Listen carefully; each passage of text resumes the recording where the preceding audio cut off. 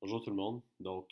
Pour compléter vos notes de cours de la section numéro 4, premièrement, la section numéro 4 va traiter plus particulièrement des figures semblables.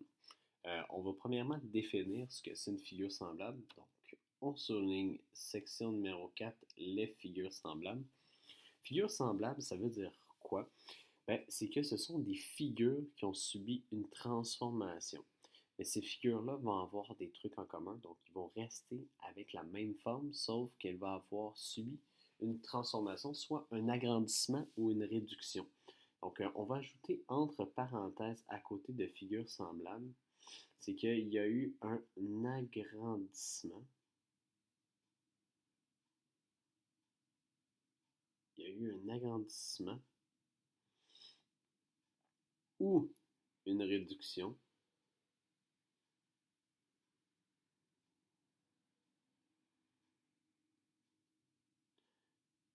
de la figure. Donc, une figure semblable, c'est une figure qui a subi une transformation, soit un agrandissement ou une réduction, mais qu'elle a conservé tout de même certaines propriétés. Ces propriétés-là sont décrites par les deux points qui sont là, donc les deux points ici. Euh, il faut premièrement qu'il y ait des côtés qui sont dits homologues proportionnels. Euh, Première chose à savoir, c'est le mot homologue. Homologue, on l'a vu l'année passée, mais c'est juste qu'il faut être capable de savoir ce que c'est. Donc, faites-vous une petite flèche et indiquez que homologue veut dire situé. Donc, veut dire situé au même endroit. Au même endroit dans la figure. Donc, dans la figure.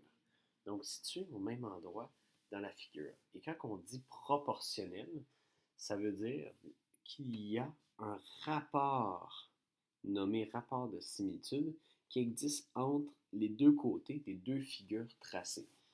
Donc, première chose qu'il faut repérer, c'est qu'il va y avoir des côtés homologues proportionnels, ça veut dire qu'il y a des côtés qui sont situés au même endroit dans les deux figures, mais qu'il va y avoir un rapport qui va exister entre ces deux côtés-là, et même avec tous les côtés de cette figure. Deuxième chose qu'il faut regarder, ce sont les angles homologues isométriques. Donc, on se rappelle que le mot isométrique veut dire pareil, donc ou égaux. Donc, on va marquer égaux juste en dessous. Donc, question de se rappeler. Ce sont les angles qui vont être égaux. Les côtés ne peuvent pas être égaux, sinon ça va être exactement la même figure.